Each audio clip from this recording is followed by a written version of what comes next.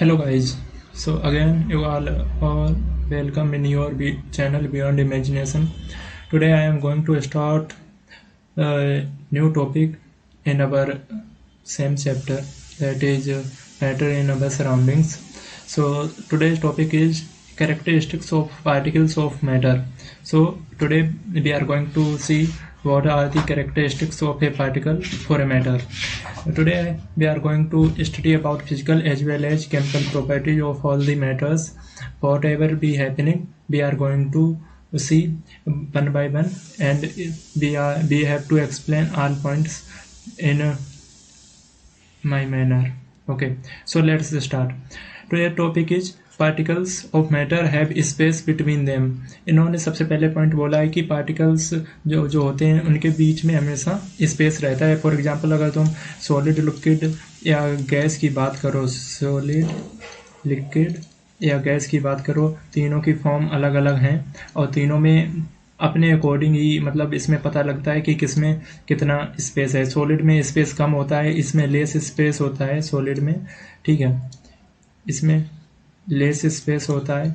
इसकी कंपैरिजन में लिक्विड में मोर स्पेस होता है और सबसे ज़्यादा हायर होता है गैस में स्पेस, ठीक है. तो सबसे ज़्यादा इसमें गैस में स्पेस ज़्यादा होता है. तो यहाँ पर यही इन्होंने समझाया है कि जो मैटर होता है, जो पार्टिकल से बनके छोटे छोटे पार्टिकल से मिलके जो मैटर बनता है उसमें स्पेस कैसा रहता है.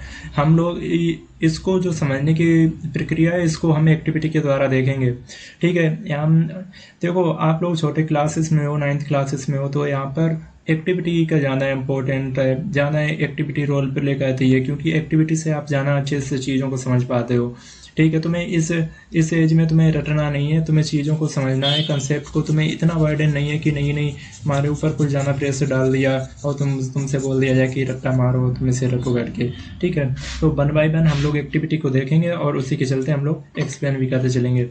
इन activity 1.1 and 1.2 we saw that particles of sugar, salt, Dettol और potassium paramagnetic got evenly distributed in water. देखो, पहली और दूसरी एक्टिविटी हम लोगों ने क्या देखा था. पहली एक्टिविटी में देखा था कि जो पार्टिकल्स थे वो हम लोगों ने वाटर में शुगर या सॉल्ट के मिलाए थे और उसमें देखा था कि वाटर डिस्ट्रीब्यूट हो गया था, ठीक है. सेकेंड एक्टिविटी में हम लोगों ने देखा था कि हम लोगों ने 2-3 पार्टिकल्स लिए थे, पार्टिकल्स ऑफ क्रिस्टल परमैग्नेटिक, ठीक है. 2-3 पार्टिकल किसके लिए थे? क्रिस्टल परमैग्नेटिक के लिए थे, परमैग्नेटिक, ठीक है. और उसको हम लोगों ने वाटर में डिस्ट्रीब्यूट किया था. और बाद में इन लोगों ने सेकेंड एक्टिविटी में क्वेश्चन पूछा था कि does the water colour B change after mixing the particles of crystal परमैग्नेट. तो ऑब्वियस सी बात है, उसने पहले ही बता दिया था कि हाँ, इसके जो पार्टिकल जो हम लोग इसमें मिलाएंगे तो वो उसका क्या बोलते हैं, कलर चेंज हो जाएगा. यहाँ पे देखो, अगर तुम देखना चाहो तो यहाँ पे तुम्हें दिखाने की कोशिश करते हैं. ये देखो, यहाँ पे यहाँ पे लिखा है, this experiment shows that just a few crystals of potassium permanganate can color a large volume of water, about 1,000 liters. So we can conclude that there must be millions of tiny particles in just one crystal of potassium permanganate, which keep on dividing themselves into smaller and smaller. और ऐसी इस तरीके से ये प्रक्रिया है, ये चलती रहेगी, ठीक है. तो हम लोग इसी को आगे और कंटिन्यू करते हैं.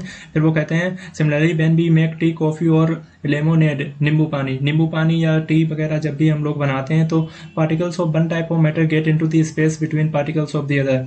तो एक जो मैटर होता है उसके पार्टिकल्स दूसरे में मिक्स होते हैं. फॉर एग्जांपल, अगर चाय बनाने जा रहे हो तो हम लोग वाटर में पहले टी चाय पत्ती होती है उसको डालते हैं, तो उसके भी तुमने देखे हुए छोटे छोटे पार्टिकल्स होते हैं, वो उसमें वाटर में मिक्स करते हैं. तो फिर पानी में वो मिक्स होने के बाद एक बॉइलिंग टेम्परेचर के बाद वो उसमें अपना कलर छोड़ते हैं. तो हर एक मैटर अपने आप में ही डिस्ट्रीब्यूट होता है. और इसलिए जैसे या हम इन लोगों ने एग्जांपल दिया कि तुम या तो इसमें टी बनाओ, चाय बनाओ, कॉफ़ी बनाओ या नींबू पानी तो आसान है, सबने बनाया होगा घर में. और अभी ये ऐसा सीजन चल रहा, तो आई थिंक कोई नहीं इस चीज़ से पीछे हट रहा होगा कि नहीं हम नहीं इस टाइम पे ऐसा काम कर रहे हैं. तो नींबू पानी तो अधिकतर सबने बनाया है. नींबू पानी में क्या ही करना है, पानी लो और उसमें नींबू को काट के डाल दो, बाकी अपने अकॉर्डिंग नमक वगैरह जैसे भी डालना डाल के पी सकते हो, शुगर वगैरह का मिक्सर करके, ठीक है। That is very healthy for our summer time, ठीक है। उससे मतलब काफ़ी परसेंटेज जो वाटर की जो हम लोगों को कमी रहती है वो बॉडी में पूरी हो जाती है, ठीक है। Okay, let's start. This shows that there is enough space between particles of matter, और यही दिखाता है कि मतलब ये सारी एक्टिविटी क्या दिखाती हैं कि मैटर के बीच में पार्टिकल नेचर मतलब स्पेस रहता है, तभी तो वो एक दूसरे से कंबाइन हो पाते हैं, ठीक है। अब इन लोगों ने एक्टिविटी की है, ये एक्टिविटी बता रहे हैं particles of matter are continuously moving. इन्होंने बताया कि जो पार्टिकल्स ऑफ मैटर होते हैं वो कंटिन्यूसली मूविंग होते हैं, हमेशा जो पार्टिकल्स होते हैं वो कंटिन्यूसली मूव करते रहते हैं। एक उन्होंने एक्टिविटी बताई कि इसके द्वारा समझो, उन्होंने कहा put an unlit incense stick in a corner of your class. वो कहते हैं देखो एक्टिविटी तुमको करनी है, मैंने पहले ही बोल दिया था, बस हम एक्टिविटी को थोड़ा थोड़ा समझाएंगे, उसके बाद मूव करेंगे। हमको पूरा चैप्टर कवर करना है 2-3 वीडियो में, ओके। सो अगर कोई डाउट आता है तो कमेंट सेक्शन में पूछ लेना, I shall try to reply all your doubts, ठीक है, whatever you are needed. अगर आप वहाँ पर नहीं पूछ पा रहे तो टेलीग्राम पे इसी से चैनल बनाए, वहाँ पर आप कमेंट कर देना, वहाँ पर मैं डाउट एक्सप्लेन कर दूंगा, ठीक है। पहला पॉइंट ये बोलते हैं put an unlit incense stick in a corner of your class, how close do you have to go near so it smell. वो कहते हैं कि एक अनलिट इंसेंस स्टिक रखो अपने, जैसे तुम्हारा एक क्लास है, ठीक है, ये सपोज करो ये तुम्हारा क्लास है, ठीक है, और वो कहते हैं यहाँ पे ये तुम्हारा क्लास है, यहाँ पे तुमने एक स्टिक रख दी, ठीक है, ये स्टिक रख दी, सपोज करो ये, और फिर वो कहते हैं कि अब वो जैसे तुम इस कॉर्नर पे खड़े हो, इस जगह पे तुम खड़े हो, ठीक है, फिर वो कहते हैं कि अब तुम क्लास में उसके कितने पास जाओगे जो तुम्हें इसकी स्मेल आने लगे, ठीक है। अब ऑब्वियस सी बात है, जितना आप तुम पास जाओगे इसके तो उसकी स्मेल उतनी ज़्यादा आएगी, उतनी तेज इसकी जो स्मेल है वो इंक्रीज हो जाएगी। बस भाई यहाँ पे कहने की वो कोशिश कर रहे हैं कि तो तुम्हें बताना है कि कितनी पास जाओगे तो इसकी स्मेल बढ़ जाएगी।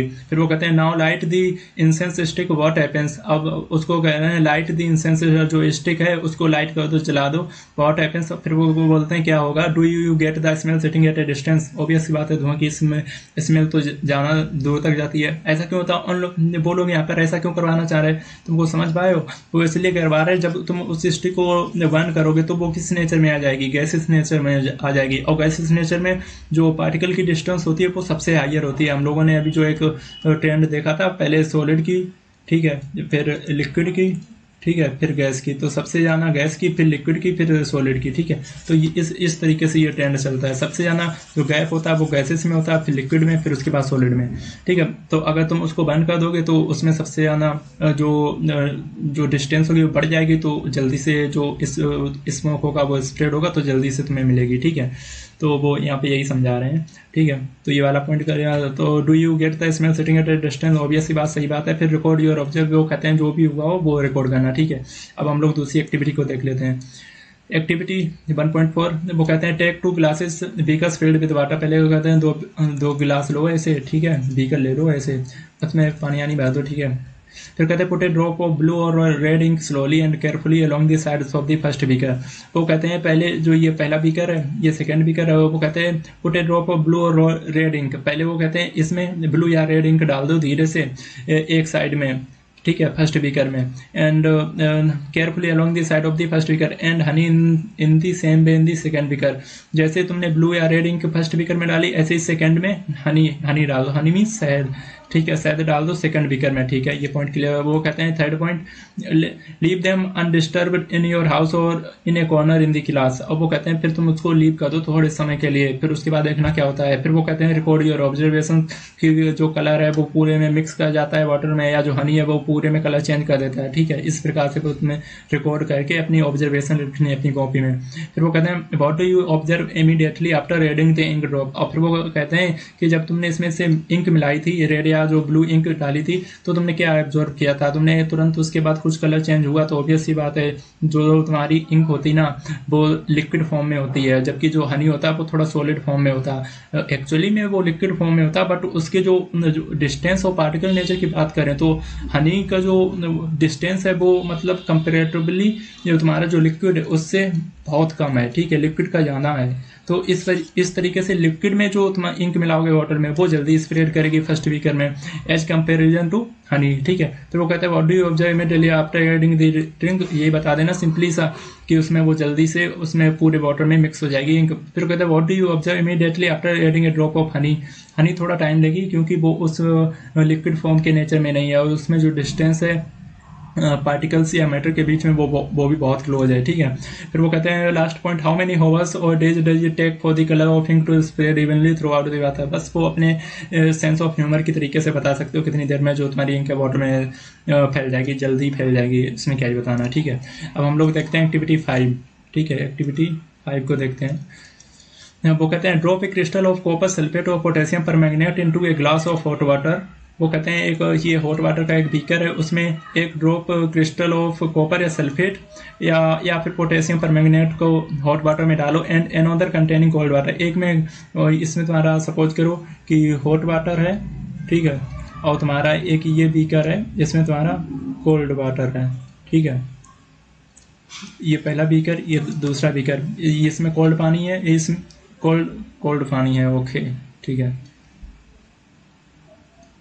ये तुम्हारा कोल्ड वाटर है और इसमें तुम्हारा हॉट वाटर है, ठीक है। वो कहते हैं हॉट वाटर में drop a crystal of copper sulphate और पोटेशियम परमैंगनेट कुछ भी डाल दो। फिर वो कहते हैं do not stir the solution, और जो सॉल्यूशन है उसको मिक्स नहीं करना है, ऐसे ही बने रहना, उसको हिलाना नहीं है। Allow the crystals to settle at the bottom, और वो कहते हैं जो तुमने इसके जो कॉपर या सल्फेट के या पोटेशियम परमैंगनेट के जो तुमने कुछ ड्रॉप डाले हैं उसको बिना हिलाए तुम्हें उसमें से क्या बोलते हैं,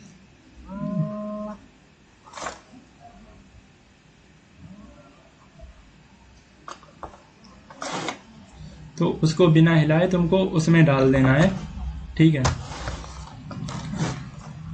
उसको बिना हिलाए उसमें डाल देना है, तो ठीक है। और मतलब इसको हिलाना नहीं है, अपने आप इसमें वो सेटल हो जाने देना है। फिर वो कहते हैं do not stir the solution. फिर कहते हैं अलाउ, फिर नेक्स्ट पॉइंट, ये पहला पॉइंट, सेकंड पॉइंट देखते हैं what do you observe just above the solid crystal in the glass. फिर वो कहते हैं तुम क्या ऑब्जर्व करोगे जो तुमने क्रिस्टल मिलाया ग्लास में, ठीक है। अब क्या ये तुम उसमें ऑब्जर्व करोगे, जो तुम उसमें 2-3 ड्रॉप वाटर उसमें कॉपर सल्फेट या पोटेशियम परमैंगनेट के मिलाओगे वो इसमें धीरे धीरे सेटल हो जाएंगे, ठीक है। यही तो होगा ना, और क्या होगा, कोई दूसरा ऑप्शन नहीं है। फिर वो कहते हैं third point what happens as time passes, और टाइम जैसे थोड़ा टाइम बढ़ेगा तो क्या होगा, जैसा कि सभी जानते हो, तुम घर पे भी कर लोगे। फॉर एग्जांपल क्या होगा, एक तुमने बीकर लिया सपोज करो, ठीक है, उसमें पानी भर लिया, पानी भरने के बाद तुमने उसमें से कुछ मिट्टी के डस्ट के पार्टिकल्स ऊपर डाल दिए, कि तुम थोड़ी देर बाद देखोगे जो डस्ट पार्टिकल्स हैं वो धीरे धीरे इसमें सेटल हो जाएंगे, ठीक है। ये सेम सिचुएशन है इसके साथ भी होगी जब तुम कुछ drop crystal of copper sulphate या पोटेशियम परमैंगनेट के इसमें डालोगे, ठीक है। ये तो नहीं होगा जो मैंने ये डस्ट वाला बताया। अब तुम देखते हो ना, कभी कभी गंदा पानी रहता है घर में, ठीक है, बालू आती है, फिर घर वाले बोलते हैं थोड़ी देर पानी को उसको ऐसे ही छोड़ दो, तो धीरे धीरे बालू उसमें सेटल हो जाती है ग्राउंड में। तो बस सेम सिचुएशन ऐसी है, बस नथिंग मोर, जस्ट बिल्कुल सेम सिचुएशन है। फिर वो लास्ट पॉइंट कहते हैं what does this suggest about the particles of solid and liquid. वो कहते हैं फिर अपने अकॉर्डिंग क्या तुम अपनी एडवाइस दोगे कि जो इसके जो पार्टिकल्स हैं वो सॉलिड या लिक्विड में क्या कैसा बिहेव करते हैं। फिर वो कहते हैं does the rate of mixing change with temperature, भाई एंड नाउ। फिर वो कहते हैं टेम्परेचर को चेंज करने की जो रेटिंग रेट है, जो मतलब जैसे मिलने का, इसमें वो क्या इफेक्ट करता है अगर हम इसमें टेम्परेचर चेंज करें। अब वो कहता है अगर करता है तो क्यों और कैसे, ये सब बताना है तुम्हें, ये सब तुम्हें खुद करना है। तुम अब एक बात तो देख ही लो बेटा, फॉर एग्जाम्पल अगर टेम्परेचर बढ़ाओगे तो कुछ तो चेंजमेंट आएगा ना। फॉर एग्जाम्पल अगर तुमने सॉल्ट को पानी में डाल दिया, ठीक है, सॉल्ट को सिंपल पानी में डाल दोगे तो थोड़ा टाइम ज़्यादा लगेगा, बट अगर तुमने उसी बॉइलिंग वाटर में डाल दिया साल्ट तो जल्दी उसमें मिक्स हो जाएगा, तो इफेक्ट तो पड़ेगा टेम्परेचर का। और इफेक्ट क्यों पड़ेगा, अब जब वाटर बॉयल होने लगा तो वो एयर के फॉर्म में ऊपर उड़ेगा भी, ठीक है, तो इस वजह से वहाँ पे इफेक्ट तो पड़ता है, ठीक है। Now we are going to see next chapter, ठीक है, ओके।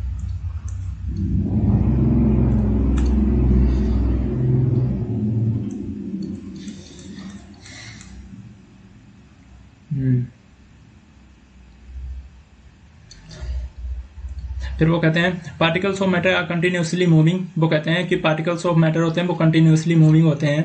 ये पॉइंट वो आगे कहते हैं प्रूव भी करेंगे थोड़ी देर बाद। वो that is they possess what we call the kinetic energy. और जो मूविंग नेचर की वजह से इनमें क्या होती है, काइनेटिक एनर्जी होती है। जो मैटर होते हैं ना वो मूविंग है। पहली बात वो कहते हैं कि ये मूविंग होते हैं, और मूविंग की वजह से इसमें फिर क्या होती है, काइनेटिक एनर्जी होती है। काइनेटिक एनर्जी क्या होती है, हाफ एम बी स्क्वायर, ठीक है, याद कर लो, इंपॉर्टेंट है, कहीं ना कहीं काम आ जाएगी, हाफ एम बी स्क्वायर, ठीक है।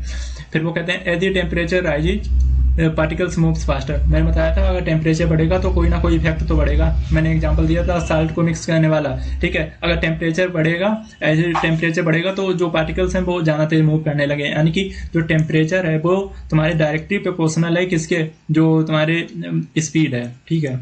स्पीड से यहाँ पे क्या मतलब है, डायरेक्टली प्रोपोर्शनल का मतलब जैसे अगर टेम्परेचर बढ़ाओगे तो तुम्हारी जो स्पीड ऑफ मैटर है या पार्टिकल है वो भी इंक्रीज करेगी, इसका इतना सा मतलब है, ठीक है, और कुछ नहीं मतलब है। डायरेक्टली प्रोपोर्शनल का मतलब अगर टेम्परेचर बढ़ाओगे तो तुम्हारी जो स्पीड है पार्टिकल की वो भी बढ़ेगी, और ऐसे ही अगर टेम्परेचर हमें इनवर्सली प्रोपोर्शनल कर देता, ठीक है, इनवर्सली प्रोपोर्शनल 1 जो स्पीड है, ठीक है, तो यहाँ पे अगर टेम्परेचर बढ़ेगा तो यहाँ पे स्पीड डिक्रीज होगी, ठीक है, यहाँ पे टेम्परेचर अगर इंक्रीज होगा तो यहाँ पे स्पीड डिक्रीज होगी, बस दोनों का इतना ही मतलब है। ये दोनों टर्म बहुत यूज आएंगे तुम्हारे 12th तक, directly proportional and inversely proportional, ठीक है, इनको ध्यान में रखना, कोई भी गलती मत करना, ठीक है। ये मतलब तुम्हें क्लियर होना चाहिए, what is the meaning of directly proportional and what is the meaning of inversely proportional.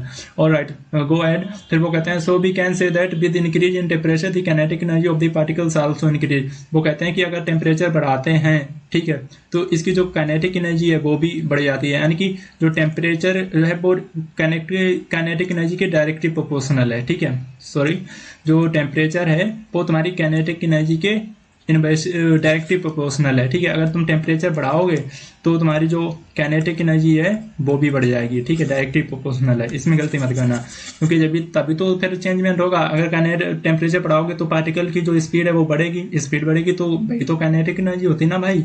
Kinetic energy होती क्या एक्चुअल में, हाफ एम बी स्क्वायर, ठीक है।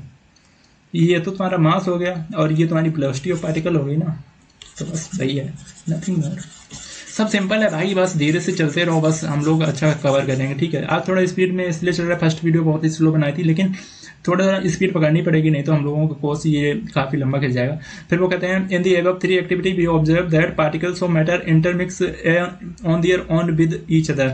वो कहते हैं जो भी अभी तक हम लोगों ने एक्टिविटी की हैं 3, उसमें जो पार्टिकल हैं वो अपने आप एक दूसरे में मिक्स हो जा रहे थे। फॉर एग्जाम्पल पहली एक्टिविटी में हम लोगों ने क्या, साल्ट को वाटर शुगर से मिलाया था। सेकेंड एक्टिविटी में हम लोगों ने वाटर में 2-3 जो वो पार्ट्स थे वो क्रिस्टल परमैग्नेटिक में मिलाए थे, फिर उसमें से काफ़ी कुछ नौटंकी करके उसके में बताया था कि इसमें जो कलर होगा वो पानी का चेंज रहेगा या ना।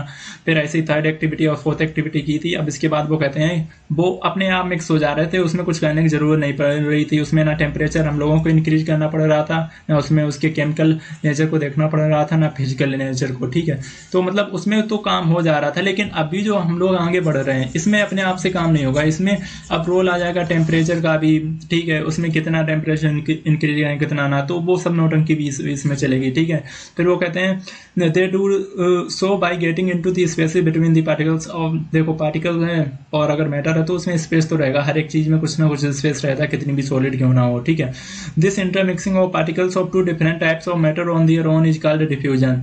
फिर वो कहते हैं this intermixing of particles of 2 different types of matter on their own is called diffusion.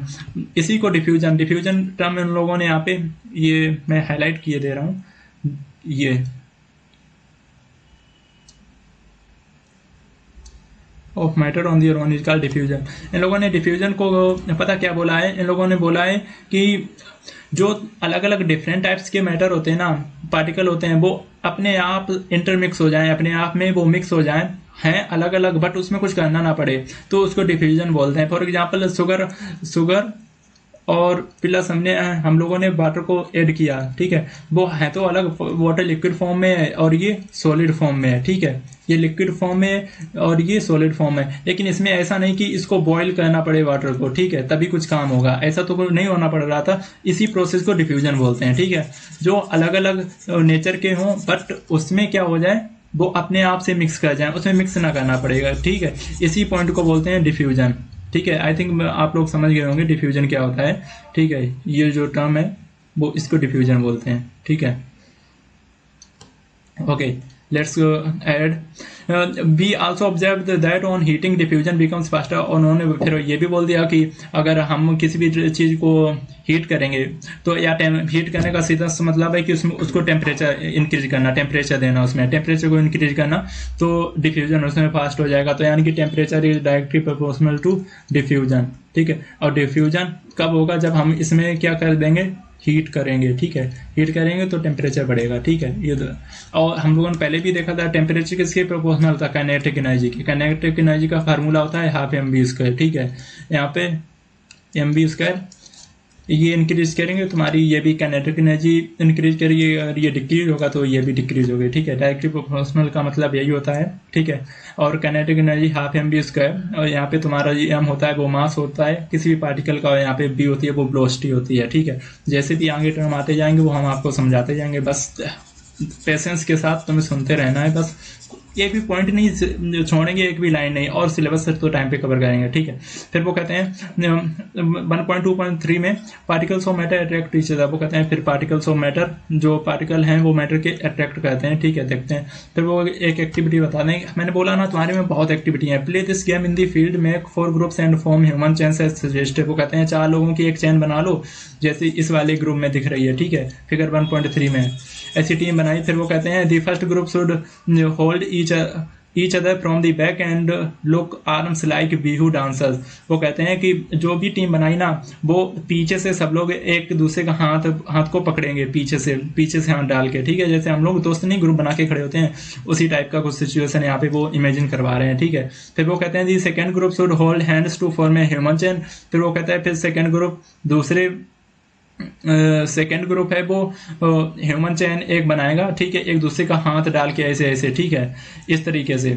ये वाला सेकेंड पॉइंट तुम्हारा खत्म होगा। फिर थर्ड पॉइंट कहते हैं the third group should form a chain by touching each other with only their finger tips. और वो कहते हैं थर्ड वाला जो ग्रुप है वो केवल फिंगर की टिप्स को टच करके एक ग्रुप बनाएगा।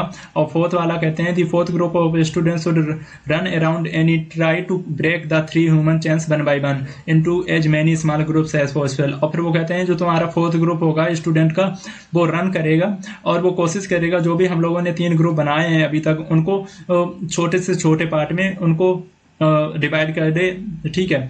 और फिर वो डिवाइड करने का मतलब ही क्या हुआ, मतलब यहाँ पे पूरी एक्टिविटी में क्या करवाना चाह रहा है। अगर डिवाइड करवाएगा छोटे से, यहाँ पे हम लोगों ने एक बात बोली ना कि human chains one by one as many small groups as possible. As many small group as possible का मतलब क्या हुआ कि छोटे छोटे ग्रुप में, यानी कि मैटर छोटे छोटे पार्टिकल से, मतलब कि पूरी स्टोरी में यही घूमेगा कि मैटर बना कैसे है। मैटर हमेशा स्मॉल पार्टिकल से मिलकर बना होता है, ठीक है। इसकी स्टोरी क्या है, इसके पीछे रीजन, बस कहानी इसी में घूमनी है तुम्हारी पूरी, ठीक है। फिर वो लास्ट ग्रुप कहता है which group by the easiest to break by. अब वो कहते हैं सबसे आसानी से ग्रुप कौन सा, मतलब ऐसा ग्रुप हो जो आसानी से टूट जाएगा। थर्ड वाला आसानी से टूट जाएगा क्योंकि वो फिंगर से केवल ऐसे ऐसे फिंगर रखी है, और अगर कोई ग्रुप उसमें धक्का मारेगा पुश करेगा तो आसानी से ब्रेक हो जाएगा। इसमें क्या कठिन था, इतना तो तुम भी जानते हो, हमें पता है तुम 10th वालों से उससे हमसे भी उससे इनफेक्ट आई थी कभी कभी, बट नहीं, ठीक है। लेकिन सबसे टफेस्ट रहेगा फर्स्ट वाले ग्रुप में, क्योंकि वो पीछे से पकड़े हैं और लॉक किए हैं अपनी आर्म को। यहाँ पे देखो ये दो फर्स्ट ग्रुप है, वो should hold each other from the back and lock arms like view dancers. लेकिन सेकंड वाले में ऐसा नहीं, second group should hold hands to form a human chain. वो केवल जो होल्ड हैं, हाथ हैं, उसको होल्ड किए। लेकिन थर्ड वाले में देखना थोड़ा ध्यान से, वो कहते हैं ये third group should form a chain by touching. अब टच करके रहोगे तो भाई कोई भी बजा के चला जाएगा, ठीक है, कोई भी बजा के चला जाएगा। तो यही सिचुएशन है, ठीक है। इधर वाले सारे पॉइंट क्लियर हो गए। और इसका आंसर, हाँ इसका आंसर तो लिख ही सकते हैं ना इसमें। इसका आंसर क्या रहेगा कि which group by the easiest to break by, third one, third group becomes breaks easily, ठीक है। वो क्यों, क्योंकि वो केवल क्या किए है, वो केवल टच किए है, इस वजह से, नहीं तो ये जल्दी से नहीं टूटता, ठीक है। ओके, अब ये देख लेते हैं। फिर वो कहते हैं if we consider each student as a particle of matter then in which group the particles held each other with the maximum force. देखो मेरे आ गई ना। देखो कहानी तुम्हारी इस ग्रुप में वैसे ही घूमनी है कि तुम्हें कुछ होना नहीं है, कहानी केवल मैट्री की घूमनी है, ठीक है। इफ भी फिर वो अब देखो लास्ट में एक क्वेश्चन उन्होंने पूछ ही लिया, इफ भी कंसीडर ईच स्टूडेंट, वो कहते हैं अगर सभी स्टूडेंट को हम लोग एक पार्टिकल ऑफ मैटर मान लें तो ऐसा कौन सा ग्रुप होगा जिसमें मैक्सिमम फोर्स लग रही होगी। ऑब्वियस सी बात है, जो तुम्हारा फर्स्ट वाला ग्रुप है उसमें मैक्सिमम फोर्स लगेगी, क्योंकि वो लाई को लॉक किए हैं अपनी आर्म को और वो पीछे से डाल के आए हैं, ठीक है, व्यू डांस की तरह। व्यू डांस देखा ना, उस तरीके से एक्टिविटी तुम्हारी खत्म हो गई। अब मैं क्या सोच रहा हूँ कि एक्टिविटी ये आप कर लेना, ठीक है। ये क्वेश्चन है, ये क्वेश्चन कर लेना, नहीं तो मैं फिर लास्ट में जब लेक्चर खत्म होगा तो क्वेश्चन करवा देंगे। फर्स्ट क्वेश्चन क्या है, which of the following are matter, इनमें से तुम्हें बताने कौन से मैटर हैं। चेयर एयर, यार इतने सिंपल हैं, सभी तो पता है मैटर क्या होते हैं, ठीक है।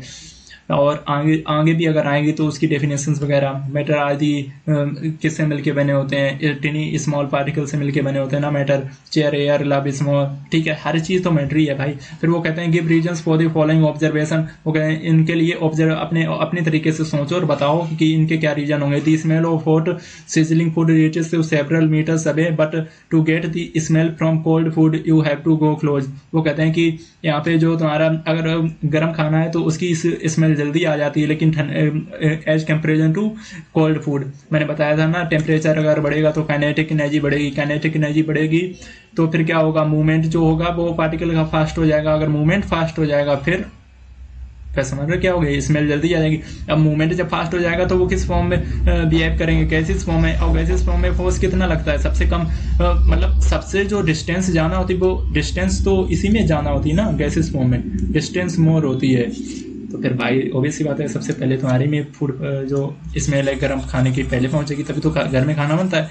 हाँ बात से घुसते ही बता देते हो, हाँ मम्मी ये बनाया क्या, ठंडे खाने में ना घुस जाओ उसमें तब भी नहीं बता पाओगे बेटा। हाँ है। थर्ड वाला क्वेश्चन देख लो, a diver is able to cut through water in a swimming pool, which property of matter does this observation show. वो कहते हैं जो गोताखोर होता है ना वो is able to cut through water in swimming, जो स्विमिंग पूल होता है ना उसमें वो जब तैरता है तो ऐसे ऐसे पानी हटा लेता है, ठीक है। विच property of matter does this, अब वो कहते हैं इसमें से कौन सी प्रॉपर्टी ऑफ मैटर की लग रही है, ऑब्जर्वेशन करके शो करके अपने अकॉर्डिंग बताना है, ठीक है। कौन सी इसमें प्रॉपर्टी लगेगी, उसमें वो लिक्विड फॉर्म में है, जब वो उसमें वो स्विम करता है, जब उसको कट करता है जो तुम्हारी धारा होती है ना, जो बहाव होता है, तो उसमें से कौन सी इसमें प्रॉपर्टी लगेगी। इसमें लिक्विड फॉर्म में है तो वहाँ पे लिक्विड का जो पार्टिकल का डिस्टेंस होता है वो थोड़ा कम होता है, मतलब as comparison to solid. Solid में तो भाई बहुत ही कम होता है, उसके बाद लिक्विड आता है, फिर गैसेस, गैसेस में सबसे ज़्यादा, उसके बाद लिक्विड में। तो लिक्विड में थोड़ा सॉलिड की कंपेरिजन में ज़्यादा होता है, इसलिए वो हटा लेता है, ठीक है। इसका रीजन ये होगा, बाकी अपना तुम देख लेना, पढ़ लेना। फिर वो कहते हैं what are the characteristic of the particles of matter, फिर कैरेक्टरिस्टिक बतानी तुम्हें पार्टिकल ऑफ मैटर की, ठीक है भाई। ये तुम्हारा यहाँ पे खत्म हो गया, ठीक है। नेक्स्ट पेज देखते हैं, ठीक है।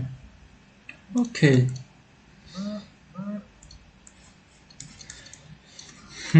फिर वो स्टेट्स ऑफ मैटर की बात करते हैं, ठीक है। स्टेट्स ऑफ मैटर इंपॉर्टेंट है, ठीक है, कोशिश करेंगे अच्छे से पढ़ें। वो कहते हैं स्टेट्स ऑफ मैटर क्या, observe different types of matter around you. तुम देखो हर रोज हम लोग डिफरेंट टाइप्स के मैटर देखते हैं, ठीक है। हर रोज बहुत सारे मैटर्स, डस्ट ले लो तुम, सैंड ले लो, ठीक है, चेयर एयर वगैरह सब तो मैटर से मिलके बनाए भाई। फिर वो कहते हैं व्हाट आर इट्स डिफरेंट, अब देखो सब डिफरेंट टेस्ट है। स्मोक ले लो वो गैसेस फॉर्म में आता है, पेट्रोल ले लो, वाटर ले लो वो लिक्विड फॉर्म में आता है। ये तो सब स्टेट्स तो है ना, मैंने पहले भी 3 स्टेट बताई थी, ठीक है। पहली क्या है, लिक्विड है, ठीक है, फिर क्या है, सॉलिड है, फिर क्या है, गैसेस है, ठीक है। यही तो 3 स्टेट्स होती हैं, यही इंपॉर्टेंट है, पूरे चैप्टर में चलेंगे 9th लेवल के, ठीक है। फिर कहते हैं we can see that matter around us exist in 3 different states, solid, liquid and gases. देखो आ गया 3 states of matter arise due to the variation in the characteristic of the particle of matter. अब particle of matter में जो characteristics आती है ना वो इसी वजह से आती हैं, सॉलिड, लिक्विड और गैसेस। इसी में तुम्हारी फिजिकल नेचर चेंज होगा, इसी में तुम्हारा केमिकल नेचर चेंज होगा, ठीक है। इसी वजह से कि उसमें किसमें कितना जाना गैप है, ठीक है। इसके बाद now let us study about the properties of 3 states of matter. अब हम लोग इसकी प्रॉपर्टी को देख लेते हैं थोड़ा, ठीक है। तो देखो भाई तुम्हारे बहुत एक्टिविटी हैं यार, एक्टिविटी का लेना, हम थोड़ा ब्रीफ में जल्दी जल्दी करवा दे रहे हैं। वो कहते हैं पहले collect the following articles, a pen, a book, a needle and a piece of thread. वो कहते हैं पहले तो ये चीज़ें तुम कवर कर लो, तुम एक पेन ले लो, एक किताब ले लो, एक नीडल ले लो एंड पीस ऑफ थ्रेड, एक धागा ले लो, ठीक है। फिर वो कहते हैं sketch the shape of the above particles in your notebook by moving A pencil around them. फिर वो कहते हैं स्केच करो एक पेंसिल का, ठीक है, ऐसी तरीके इस ये तुम्हारा स्केच का बना लो यार, कुछ भी बना लो, क्या फर्क पड़ता है कौन सा तुम्हें देख रहे हो। फिर वो कहते हैं do all these have a definite shape, क्या वो सभी का सेम शेप होगा, ऑब्वियस सी बात है या नहीं होगा, एक तुम पेन लोगे, एक बुक लोगे, एक नीडल लोगे। फिर वो कहते हैं what happens if they are hammered pulled और ड्रॉप, वो कहते हैं अगर तुम उनको चीजों को ठोको या करो तो क्या होगा, कुछ होगा भी। फिर वो कहते हैं are these capable of diffusing into each other try comparison them by applying force, are you able to compare them, कुछ नहीं होगा, ठीक है। ये सब कर लेना इंपॉर्टेंट है, ठीक है। सॉलिड स्टेट का चला रहा है, ठीक है, ये सॉलिड स्टेट है तुम्हारी, इंपॉर्टेंट है, इसी हर एक को हम अलग अलग देखेंगे, ठीक है। पहले सॉलिड का देख लेते हैं, फिर तुम्हारा लिक्विड का देखेंगे, फिर गैसेस का देखेंगे, ठीक है। तो सॉलिड की एक्टिविटी ऐसी है, बाकी इसका जो अब जो हमारा मेन मटेरियल है, जो मेन पॉइंट्स हैं वो हम लोग पढ़ेंगे, ठीक है। वो कहते हैं all the above are examples of solid, तुमने जितने भी लिए वो सारे एग्जांपल्स हैं सॉलिड के। अब चाहे तुम इसमें से एक पेन ले लो, वो भी एक सॉलिड है, एक बुक ले लो, वो भी, और needle and a piece of thread, all are in the form of solid, ठीक है। तो वो कहते हैं we can observe that all these have definite shape. और देखो जो सॉलिड होते हैं ना, इसमें सबसे बढ़िया बात होती है कि ये एक डेफिनेट शेप में होते हैं। डेफिनेट का मतलब होता गया एक मतलब निश्चित, डेफिनेट का मतलब हो गया डेफिनेट, मतलब इसका जो जो शेप है वो चेंज नहीं होगा, नो चेंजमेंट इन शेप, ठीक है। तो फिर क्या ही चाहिए यार, ये तीनों प्रॉपर्टी। देखो लिक्विड का चेंज हो जाएगा, गैसेस का तो ऑटोमेटिकली चेंज होती है, या तो मेरे को पता है, लेकिन सॉलिड का चेंज नहीं होता क्योंकि इसका एक डेफिनेट शेप होता है। अगर शेप चेंज हो जाएगा तो फिर सॉलिड का मतलब ही क्या हुआ, ठीक है। तो इसका जो शेप है वो चेंज नहीं होता है, ठीक है। ये इसका इंपॉर्टेंट पॉइंट है, these have a definite shape, ठीक है, definite shape, distinct boundary and fix volume. इसमें ये तीन चीज़ें इंपॉर्टेंट रहती हैं कि इसका जो शेप है वो चेंज नहीं होता है, ठीक है। पहली बात तो शेप, सेकेंड तुम्हारा ये क्या बोलते हैं, इसकी जो बाउंड्री होती है ना, अगर शेप नहीं चेंज होगा तो बाउंड्री भी और वॉल्यूम भी नहीं चेंज होगा, अगर ये नहीं होगा तो इसका जो वॉल्यूम होता है वो भी फिक्स रहता है, ठीक है।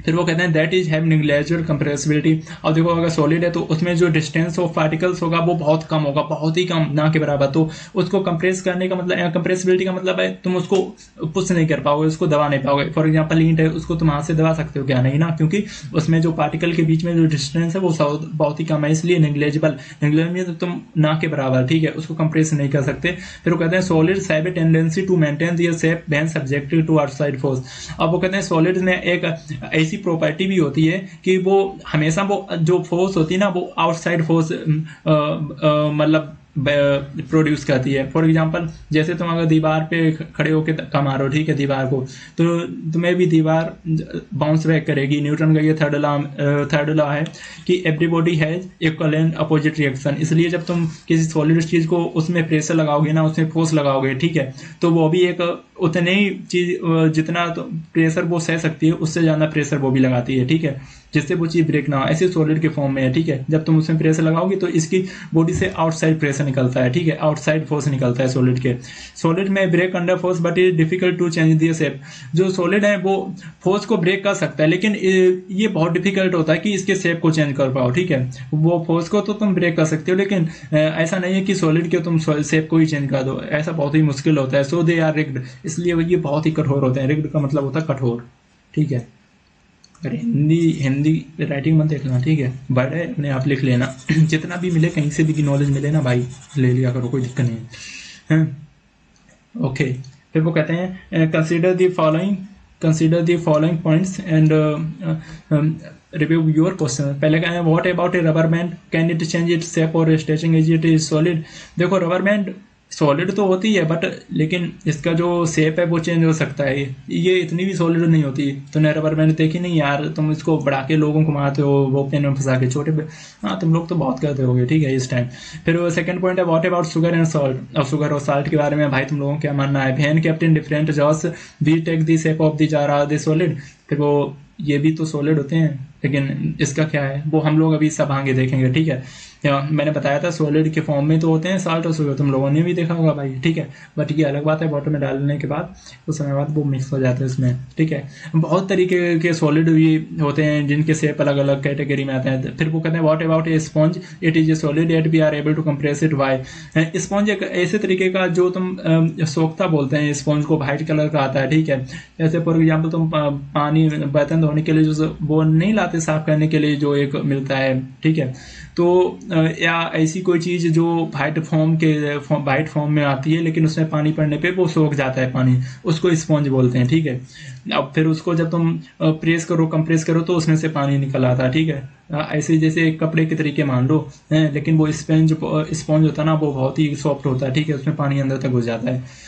फिर वो कहते हैं कि ऑल दीज आर, सब तो सॉलिड हैं लेकिन a rubber band changes shape under force and reasons the same shape. वो कहते हैं देखो सब तो सॉलिड है, तुमने यहाँ पे जो रबर वाला एग्जांपल लिया ये भी सॉलिड है, तुम इसको स्ट्रेच करोगे इसका शेप चेंज हो जाएगा, लेकिन जब तुम इसको फिर वापस से जब तुम इसको फोर्स को छोड़ोगे तो ये फिर अपने वही शेप में आ जाएगी। तो मतलब मैंने बोला था ना सॉलिड का जो शेप है वो जनरली चेंज नहीं होता, लेकिन इसका जो फोर्स तुम चेंज कर सकते हो, फोर्स लगा के इसके शेप को आगे पीछे बढ़ा सकते हो, लेकिन इसका जो एक एक्चुअल शेप है वो नहीं चेंज होगा, ठीक है। Air rubber band changes shape under force and against the same shape when, जो तुम इसका फोर्स है वो तुम इसको the force is removed, force remove करो उसी से में आ जाएगी, ठीक है। ओके फिर वो कहते हैं if excessive force is applied, अब फिर अगर एक लिमिट से ज्यादा ही फोर्स लगा दोगे तो फिर यार ब्रेक ही हो जाएगी। अब तुम लिमिट से ज्यादा किसी बंदे को फोड़ के आ जाओगे लड़ाई में तो यार क्या ही होगा, फिर तो ऊपर ही पहुंच जाएगा ना, इतना भी नहीं मारना था यार उसे। ऐसे ही इस केस में सॉलिड में एक हद से ज्यादा फोर्स लगा दोगे तो ब्रेक हो जाएगी ना। फिर सेकंड पॉइंट है the shape of each individual sugar और सॉल्ट क्रिस्टल रिमेन्स फिक्स्ड। अब यहाँ पे वो कहते हैं कि जो शेप होता है ना ईच इंडिविजुअल ऑफ शुगर और सॉल्ट का वो हमेशा फिक्स रहता है। वेदर भी take it in our hand, put it in a plate और in a jar, can be put करो। अब भाई शुगर है, शुगर के जो छोटे छोटे पार्टिकल्स होते हैं अब तुम हाथ में रखो तब भी उसी कंडीशन में नजर आएंगे। अब या तुम उसको प्लेट या जार में रख लो तब भी तो शेप तो सेम ही रहेगा। अब सॉलिड है भाई तो उसका शेप तो नहीं चेंज हो सकता है, मैंने पहले बताया इसमें सबसे कम डिस्टेंस होता है, ठीक है। थर्ड पॉइंट है a sponge has minute holes in which air is trapped. अब जो स्पॉन्ज वाला एग्जांपल था ना उसमें भाई क्या होता है बहुत ही सॉफ्ट होता है ना, इसलिए इसमें कुछ होल्स होते हैं जिसमें पानी इंटर कर जाता है और जब हम इसको प्रेस करते हैं तो जो एयर होती है ना अंदर वाली वो बाहर हो जाती है और फिर से पहले जैसा शेप हो जाता है इसका, ठीक है। Now we are going to the solid state, ठीक है, लिक्विड स्टेट को हम लोग अब देखेंगे। ओके लिक्विड स्टेट की बारी आ गई। ओके कलेक्ट दी फॉलोइंग, देखो लिक्विड स्टेट में पढ़ने से पहले ये कुछ की पॉइंट्स हैं ये देख लो, ये इंपॉर्टेंट आगे फिर यही चलेंगे। कलेक्ट दी फॉलोइंग, पहले तुमको क्या क्या थोड़ा अपने ध्यान में रखना है। पहले water, cooking oil, milk, juice, ए कोल्ड ड्रिंक। पानी, कुकिंग ऑयल जो तुम्हारा कड़वा तेल आता है जिसमें सब्जी वगैरह घर पे बनती है उसको कुकिंग ऑयल, ठीक है। मिल्क, दूध, जूस किसी का भी ले सकते हो यार, मैंगो जूस, बनाना जूस वगैरह वगैरह ऐसे बहुत सारे हैं। एक कोल्ड ड्रिंक, ठीक है। फिर बी ऑप्शन में कहता है कंटेनर्स ऑफ डिफरेंट, अब कुछ कंटेनर्स होने चाहिए या तुम्हारे पास कुछ बीकर्स होने चाहिए केमिस्ट्री के लैंग्वेज में, ठीक है। Put A 50 ml mark on these container using A measuring cylinder from the laboratory. और जो तुम्हारे केमिस्ट्री इक्विपमेंट के जो मेजर करने वाले इक्विपमेंट होते हैं उसमें से 50 ml मार्क कर लो हर एक कंटेनर को। फिर वो कहते हैं what will happen if these liquid are split on the floor. अब फिर वो कहते हैं अगर क्या होगा अगर इस जो लिक्विड है ना वो फ्लोर पे डाल दी जाए तो क्या होगा भाई। ऑब्वियस सी बात है अगर लिक्विड को फ्लोर पे डालोगे तो वो स्प्रेड हो जाएगा ना। लिक्विड का कोई एक सॉलिड की तरीके से डेफिनेट शेप नहीं है, डेफिनेट वॉल्यूम नहीं है, ठीक है। ऐसा नहीं है कि उसको कंप्रेस करने पे कोई इफेक्ट नहीं होगा। सॉलिड अगर तुम कंप्रेस करोगे ना पानी को तो फैल जाता है ना इधर उधर, क्योंकि इसमें क्या होता है, इसमें रीजन ये होता है, इसमें जो नेचर होता है ना पार्टिकल का वो डिस्टेंस थोड़ी सी ज्यादा होती है एज कंपेरिजन टू सॉलिड, इस वजह से। फिर वो कहते हैं measure 50 ml of any one liquid and transfer it into different containers one by one, does the volume remain the same. Obvious सी बात है यार वॉल्यूम तो सेम रहेगा। Does the shape of the liquid remain the same. फिर वो कहते हैं शेप सेम रहेगी, शेप सेम रहेगी, शेप नहीं सेम रहेगी। ऐसा क्यों, शेप क्यों सेम रहेगी भाई। अब तुमने सपोज करो एक सर्किल ले लिया, सर्किल वाला बीकर ऐसे उसमें पानी भर दिया, या फिर तुमने एक ऐसा बीकर ले लिया तो इसमें तो ये कंडीशन नहीं अप्लाई होगी ना कि नहीं इसमें भी शेप सेम रहेगा। ऐसा नहीं है इसमें लिक्विड वाले केस में, लेकिन शेप वाले केस में ऐसा था, ठीक है। When your pour the power the liquid from one container into another, does it flow easily?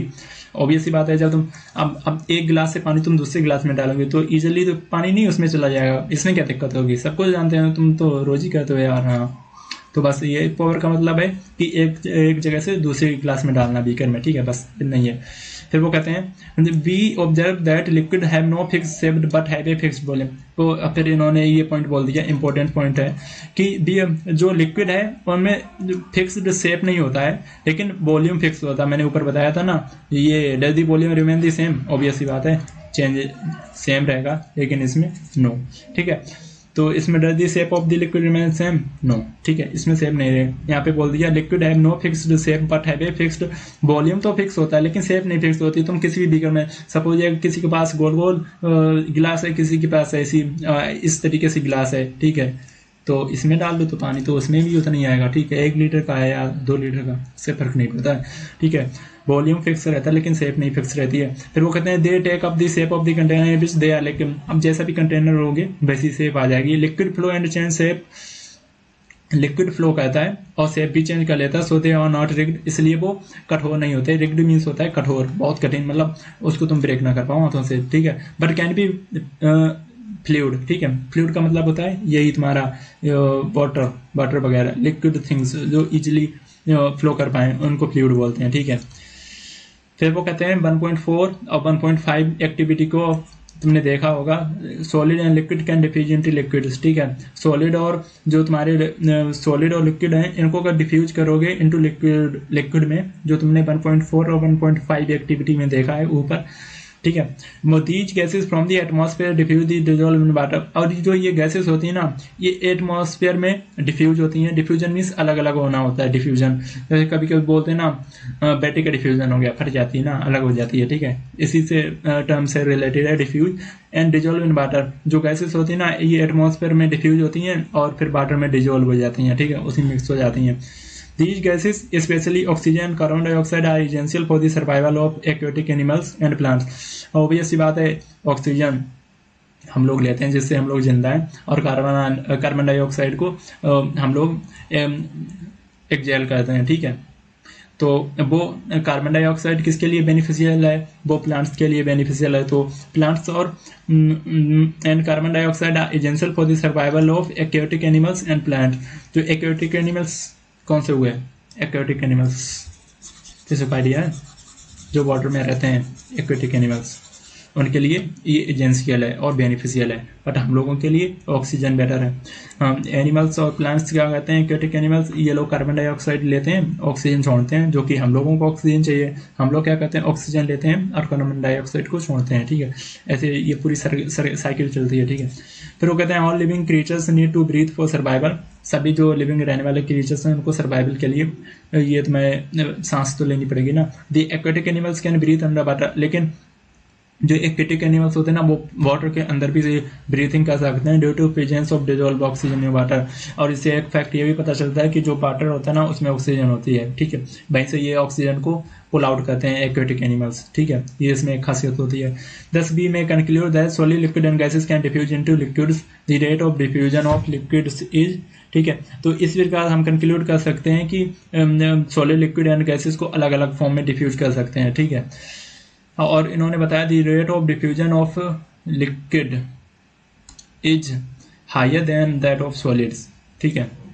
ये वाला हायर होता है, देखते हैं।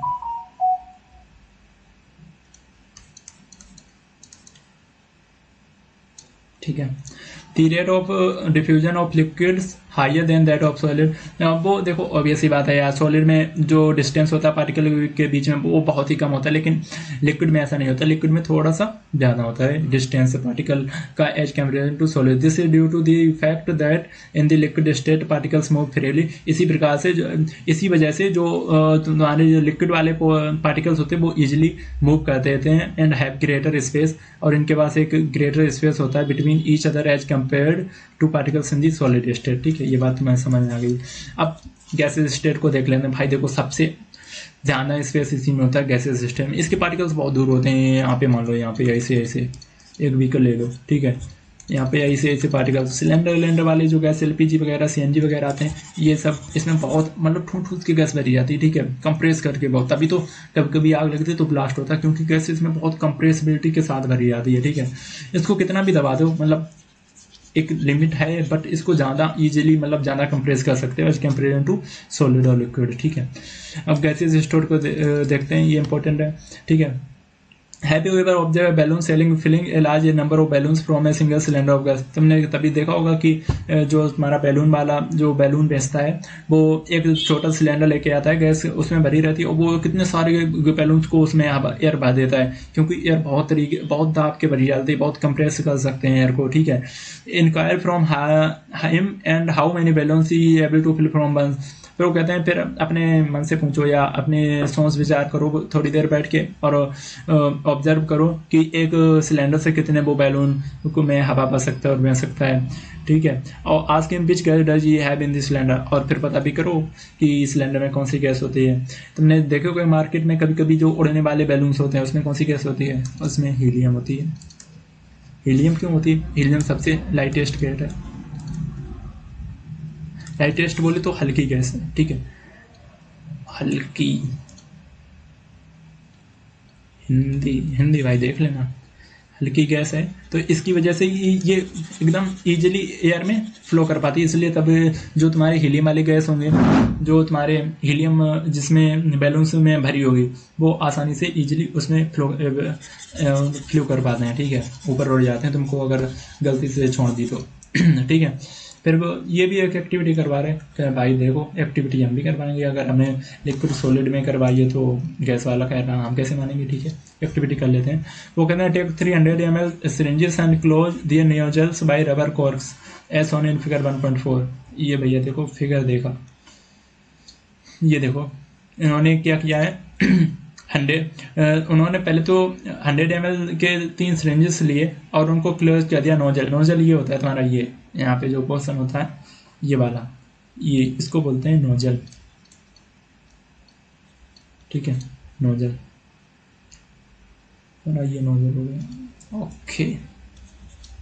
फिर वो कहते हैं बाय रबर कॉर्क, ये रबर एक कॉर्क से उन्होंने इसको बंद कर दिया एस ऑन इन फिगर, ये तुम्हारा 1 पॉइंट फिगर 100 में दिखाया। फिर वो कहते हैं सेकंड पॉइंट में remove the piston from all the cylinder. फिर वो कहते हैं इस जो वाली ये वाली पिस्टन है ना, इसको रिमूव कर दो, ठीक है, इसकी कोई जरूरत नहीं है।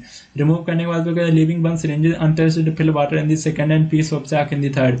वो कहते हैं इसके बाद क्या करना है, लीव करो, एक सिरिंज को ऐसे ही छोड़ दो, ठीक है, बिना टच किए हुए, fill water in the second and piece of chalk in the third. इस तरीके से कुछ उन्होंने एक्टिविटी करवाई है, इस तरीके से उन्होंने कुछ एक्टिविटी करवाई। इसको लीव करो ऐसे ही, ठीक है, लीव करो, वन सिरिंज को अनटच किए, उसको छूना भी नहीं, ऐसे ही लीव करना है। फिर उसके बाद फिल करना है उसमें water in the second syringe में वाटर फिल करना है एंड पीस ऑफ चाक। और थर्ड में देखो पहले में क्या करना है, लीविंग वन सिरिंज, देखो सपोज करो पहली सिरिंज को तुमने ऐसे ही छोड़ दिया अनटच, मतलब उसको टच किए बिना। फिर सेकंड में क्या किया, सेकंड में तुमने पानी भर दिया सेकंड सिरिंज में। और थर्ड में क्या किया, कुछ चाक जानते हो ना, जो तुम्हारे स्कूल में पढ़ाई जाती है बोर्ड पे, ठीक है, चौक वाइट कलर की, ये तो जानते ही हो गए यार, हाँ भाई, थर्ड में वो बात नहीं है, ठीक है। फिर वो कहते हैं insert the pistons back into the syringe.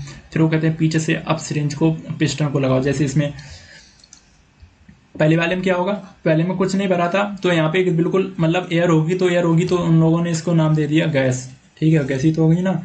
Back into this you may apply some Vaseline in on the piston before inserting them into this stream for their smoke. अब फिर वो कहते हैं अगर मतलब थोड़ा अगर तुम्हें कुछ चीज़ अगर उसमें डाली तो थोड़ा प्रेशर लगेगा ना, प्रेशर लगेगा तो तुम कुछ लिक्विड चीज उसमें डाल के उसको थोड़ा स्मूथ बना सकते हो, जिससे आसानी से तुम उसे फोर्स कर पाओ और वो आसानी से ये जो पिस्टन है अंदर जा पाए। वो इसलिए वो कहते हैं यहाँ पे वैसलीन का यूज कर सकते हो अगर तुम करना चाहो तो। फिर वो कहते हैं now try to compress the content by pushing the piston each syringe. फिर सबके साथ ऐसे ही करना है, सभी के पिस्टन को तुम्हें उसमें फोर्स करना है और नीचे दबाना है, ठीक है। फिर वो कहते हैं फिर what do you observe in which case was the piston initially push. अब फिर वो कहते हैं अब बताओ कौन से केस में जो तुम्हारा पिस्टन है वो इजीली कंप्रेस हो पाएगा। ऑब्वियस सी बात है, जिसमें गैस है, जिसमें हम लोगों ने कुछ नहीं भरा था फर्स्ट वाले पोर्शन में, उसमें आसानी से हम लोग इसको कंप्रेस कर पाएंगे, इसको दबा पाएंगे। लेकिन ऐसा भी नहीं, इतनी आसानी से भी नहीं, क्योंकि बाहर से ये बंद है, ठीक है, तो इसमें गैस निकलेगी नहीं, ठीक है। फिर वो कहता है what do you infer from your observe, फिर वो कहते हैं फिर तुम अपने ऑब्जर्वेशन से क्या, यहाँ पे तुम अपने ऑब्जर्वेशन से बताओ, तुम क्या बताओगे। देखो सेकंड वाले में तो हम लोगों ने वाटर बता दिया था, थर्ड वाले में हम लोगों ने चाक बता दिया था। अब तुम इतना तो समझ ही गए होगे, इतना पढ़ाया है मैंने कि सबसे ज़्यादा फोर्स किस में लगेगा। देखो अगर तुम थोड़ा दिमाग लगाओ ना, अपना दिमाग, देखो फर्स्ट वाले में हम लोगों ने क्या किया था, देखो बताते हैं। पहले वाली सिरिंज में इन लोगों ने बोला है कि गैस है, ठीक है। सेकंड में उन्होंने क्या बोला था, क्या लेना है, वाटर लेना है, सेकंड में वाटर, और थर्ड में क्या बोला था, चौक। अब भाई देखो फर्स्ट वाला तो गैस हो गया, ये तुम्हारा लिक्विड स्टेट का आ गया, ठीक है, ये तुम्हारा सॉलिड। और किसको कंप्रेस करना सबसे मुश्किल है, सॉलिड को उससे इजीली, लिक्विड को उससे इजीली, तो गैस को, यानी कि सबसे पहले हम किसको कंप्रेस कर पाएंगे, गैस वाले को, ठीक है। बस समझ गए ना, आंसर मिल गया, हाँ गुड। तो अब वो कहते हैं that gases are highly compressible as compare to solid and liquid, ठीक है। सॉलिड और लिक्विड की कंपेरिजन में गैस को इजीली हम लोग कंप्रेस कर पाएंगे, जो फर्स्ट वाला हम लोगों का काम था। तो कहते हैं the liquefied petroleum gas LPG cylinder that we get in our home for cooking और the oxygen supply to the hospital in cylinder is compressed gas. मैंने बताया ना, ये जो तुम्हारा एलपीजी होता है, इसकी फुल फॉर्म होती है लिक्विफाइड पेट्रोलियम गैस, ये। और तुम्हारा जो सीएनजी कंप्रेस्ड नेचुरल गैस होता है, जो और ऑक्सीजन जो सिलेंडर होते हैं, वो इसमें जो गैस होती है ना, बहुत कंप्रेस्ड ठूस के भरी जाती है बेटा, ठीक है। और जो तो एक एग्जांपल हम लोगों ने एक्टिविटी में देखा था, वो बैलून वाला, उसमें भी बहुत ये जो हीलियम होती है बहुत वैसे भरी जाती है कंप्रेस करके, ठीक है। तो ये सारी प्रॉपर्टी यहाँ पे किसकी हो रही है, गैसेस स्टेट के, ठीक है। Due to its higher compressibility large volume of a gas can be compress. देखो हाई कंप्रेसिबिलिटी होती है गैस की, इसलिए जो इनका जो वॉल्यूम होता है ना गैस का, वो कंप्रेस हो सकता है एक बहुत ही छोटे सिलेंडर में, ठीक है। एंड ट्रांसपोर्टेड इडली, और इसलिए हम एक स्थान से दूसरे स्थान पे इसको ले जा सकते हैं, क्योंकि बहुत कंप्रेस हो जाता है, ठीक है। We come to know how of what is being cooked in the kitchen without even entering there by the smell and that reaches our nostril.